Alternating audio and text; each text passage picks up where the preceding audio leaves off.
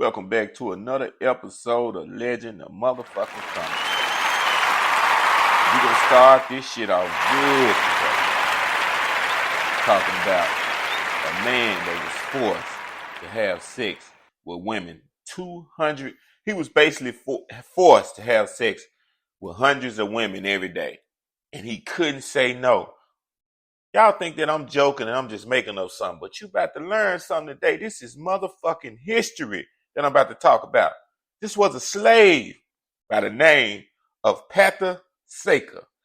I'm going to get the spelling for you so you can Google it when you got time and see what I'm talking about. It's Pata Seca.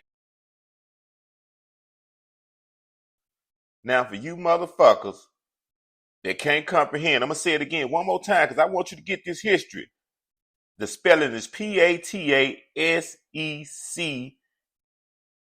Seca. Pata Seca. Now Google it, goddammit. Google it! Google it! This was a slave that was forced to have sex with hundreds of women every day. And you don't know why he was forced to have sex with hundreds of women every day? It was because of his strength and his power. This man was close to 7 feet tall. And what the slave owners did, they bought him specifically to be a breeder. Yeah, it's just like when women go after a basketball player or a football player, in their mind, they know that their son or daughter has a chance of being a professional sports player because of the history and the dynamics of the father. It's hereditary, the traits, the height, the weight, the strength usually come from the mother and the father based on their makeup. And by this slave being big, strong, and powerful, the slave owners knew that he would breed successful, future strong slaves like him to keep their shit going. Now, you niggas thought it was a party. You thought this was just a lucky nigga. He wasn't lucky. He was forced. But in some kind of way, I know he had fun like a motherfucker. And then in other ways, I know he was fucking tired of sticking his dick in pussy. Just imagine if you had to fuck 100 women every day. Now, when you first hear that, you'll probably say, oh, yeah, that's the life. Nigga, you can't bust 100 nuts. You can't bust 100 nuts. So I'm pretty sure once this man figured out, look, they're going to be using me as a fucking sex toy. If I try to bust 100 nuts, my balls will be swole, hurting. I'll be so fucked up. So what he did was just fucked a lot of them. And I'm pretty sure only a few of them, that he basically shot nut in. Because if you were able to bust, think about that. If you were able to bust 100 nuts in a day, you is a superhuman. You a bad motherfucker. That's a lot of nuts. A lot. And you would have to be a motherfucking robot to complete that mission. But he didn't have no choice.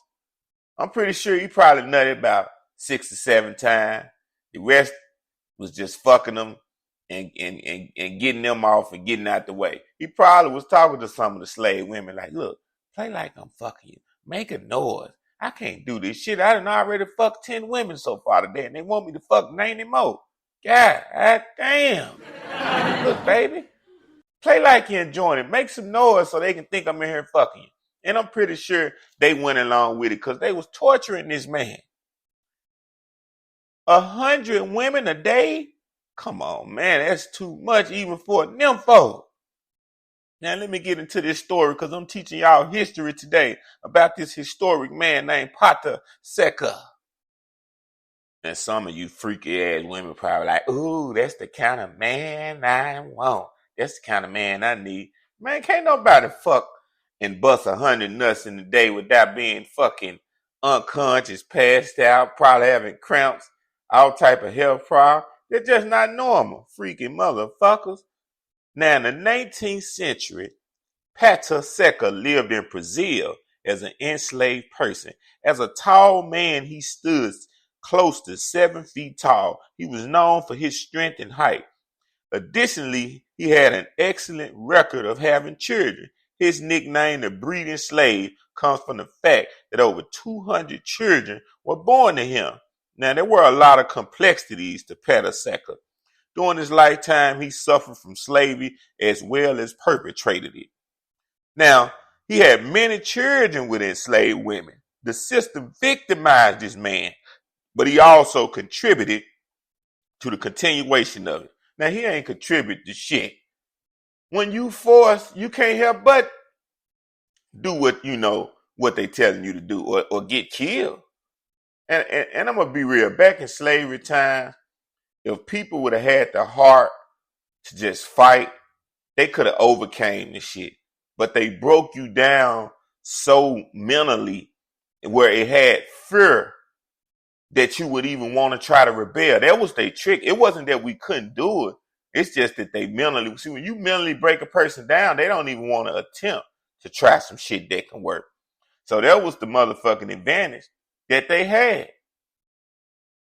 You know?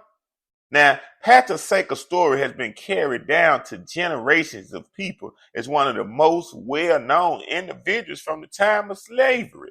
It's uplifting and heartbreaking to follow Pata Seca's journey from the beginning of his life as a slave person to eventually his freedom. Man, they treated this man cruel, made him do tough work and undergo terrible punishment. Now, he got special privileges once they seen that his kids that he was producing was coming out big and strong, and they had future slaves that can pick the cotton and do all the shit they wanted to. Then they started giving them motherfucking, extra incentives and shit. Boy, ain't that something? Make you do something and got a nerve to tell you that you getting a prize for something that you don't even want to do. Now, this man lived from 1827 to 1958. Died at 131 years old. Niggas ain't living that long no more. The poison that they giving us is killing us. And look, guess what? Back then, slaves ate pork, hog, maw, all the shit that they tell you will take your life now. I don't believe half of this shit that they saying. What's taking our life is these nasty ass preservatives and all this poison that they putting in the shit to make food last 5 and 10 years that don't supposed to last like that. Just tune in to another episode of Legend, the comic, and I'm in your motherfucking stomach, but in a good way, with laughter. I'm trying to be inside your head too and give you some knowledge for all the motherfuckers that didn't go to college. You just learned something today about a slave named Pata Seca that had over 200 children, and he was forced to fuck women 24 hours a day until the slave owner said stop. Y'all didn't know that type of shit went on. Y'all thought it was just getting beat, out in the cornfields all day, every day. It was different things that the slave owners used black people to do back in their days. Yeah. They even had certain women that they looked at and liked that was fine or appealing to them. And they was like, that's me.